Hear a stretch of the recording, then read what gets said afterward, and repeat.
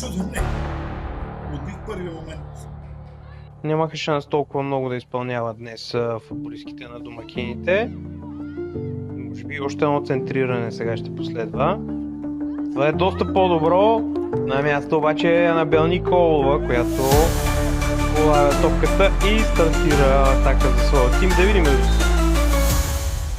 Реализират първо попадение, сигнал, удари, каква намеса там на Николова. Силното си представяне, стража на Спортика и капитан на отбора, разбира се, много дейна, много опитна.